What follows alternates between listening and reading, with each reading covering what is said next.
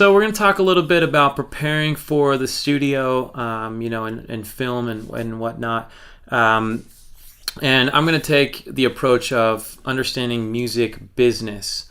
Okay, a lot of artists I'll hear say, man, if my dream would be to just only focus on my craft, only play music, only write songs, and let somebody else or hire somebody else to do all the finances and all the, marketing and all that stuff. It's too complicated and it's annoying and makes me feel uncreative when I do it. So all I want to do is the music side. And that seems like kind of the ultimate dream of a lot of artistic people.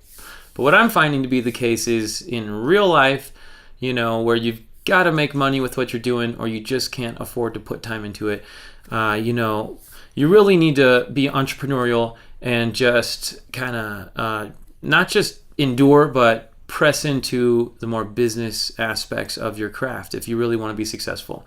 Or realistically, somebody else, some production company, some manager is going to make most of the money off of your craft. And if you're okay with that, great. Me personally, I would rather at least know enough about the music business side to make informed decisions if I were to sign with a label, for example.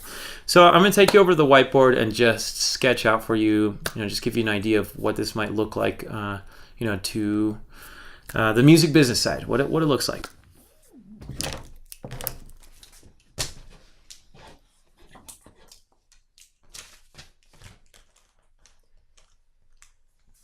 All right, so, with music business, you need, I'm just going to boil it down to two things. All right, you need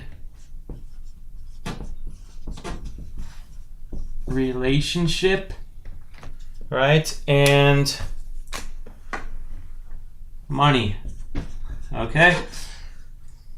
Now, this may not be all inclusive or everything you need to know, but it's sort of what's on the top of my head, and you may add to this or subtract from it, depending on your situation.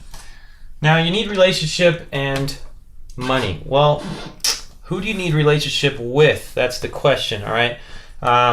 First of all, you need to understand yourself, and you need to be able to,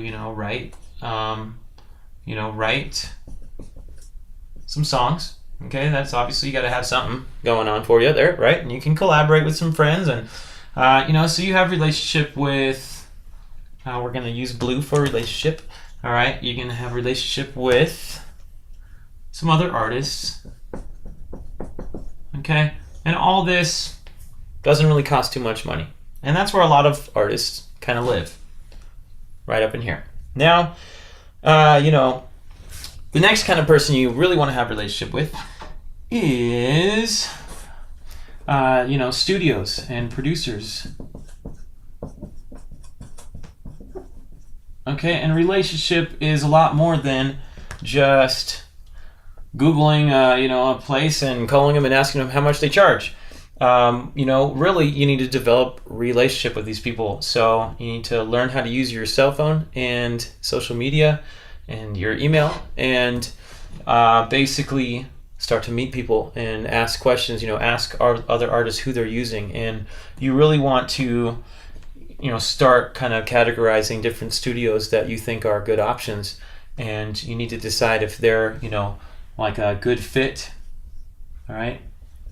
Good fit for you. And, and if you're a good fit for them and what they want to accomplish, all right? And then you can always, in building a relationship, you can always ask people, tell them you'll take them to lunch and you want to ask them some questions about their studio or about how they produce. And, there's a whole lot you can learn and a whole lot you can do, but you've got to have a relationship, all right? Texting, calling, emailing, taking people to lunch over time. You gotta do this over extended periods of time.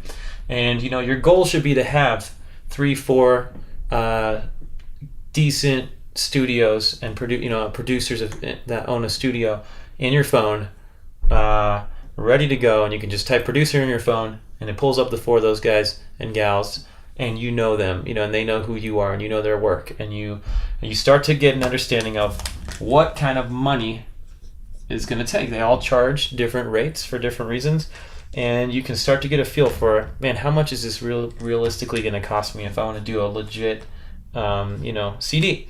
And so who else do we need to have a relationship with? Not just studios and producers, but graphic designers. That's another one. Okay, just if you want to have art for your CDs and the CD inserts and maybe marketing material that's going to go out, and you want to brand your yourself and your music, you're going to need a relationship first with graphic designers. I mean, you should have maybe 5 or 10 of those in your phone as well. Type in graphic designer and 5 people should pop up right there in your contacts, and you should have a relationship with all those people and have worked on projects with them, and find out what's a good fit for them, what's a good fit for you. How much money are they going to charge for what you are envisioning in the future here for your CD? And again, it takes time. You got to take them to lunch. You got to go visit their studios and look at their art. You got to, there's a whole lot of ways to build a relationship, but that's what you need to focus on. And then, who else? Well, it's not just your artist buddies. It's not just the studio where you're going to record. It's not just the graphic designers. You also need to have a relationship with, great, I'll just call them communicators, all right? And that can be, people that could be like professional marketing,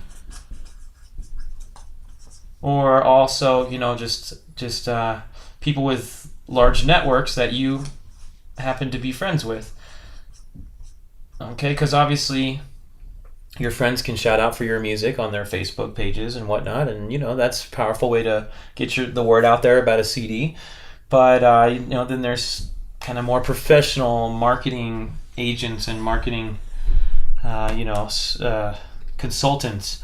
All right, and again, you need to form a relationship with these people. You need to follow their work and ask them questions and find out how much money is going to go into that area, and how much you can kind of do yourself as well.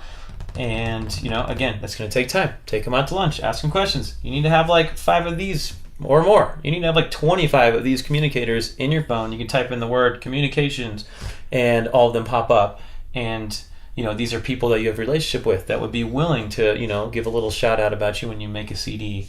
And this network needs to grow to as large as you can possibly make it if you want to be successful. Some people say you need 1,000, like about 1,000 serious followers, that enjoy your music to actually make a career out of it. So when you release a CD, if 1,000 people are going to buy it, you can actually afford to do it. So think about that communication side of things, man. Really, really invest in that. Okay, and so another group of people that you need to focus on is kind of the more like legal side of things. People who understand copyright lawyers, friends that understand this. You need to start building a relationship with them. You need to start understanding what kind of money is going to go into copywriting and into producing. So, another group of people you need to know and have a relationship with, are people who are going to manufacture the actual albums, and send them out to you, send them out through your networks. So you need to have even relationship with these people as well and find out how much money goes into that. So, as you can see, actually having moments of inspiration and writing songs is a very small percentage of the life of an artist. And even though that may be, a number of hours a day, you're still going to need to be highly networked and be saving, the money, or, the other category I can think of is investors, which is going to take a serious amount of relationship, and they're going to invest the money that you need to pay all these people if you do it right. Okay, and that's when you can start making money. All right, but all of these categories of people, again, they're all just people out there in the world like you, you happen to want to do the art piece, and they all have you want to do the music piece, and then they have their individual skills and talents that they bring to the table professionally. And you need to start understanding all those areas and at least getting a grasp of what it's going to take. Who's out there? Who do you like? Whose art do you like? Whose music do you enjoy that you want to sound like that out of their studio? And on and on. So anyway, hopefully I give you a little bit of an idea of what it's going to take. Good luck, and it's totally doable, but you're going to have to press into this, put some time into it, and you can be successful. Thanks for watching.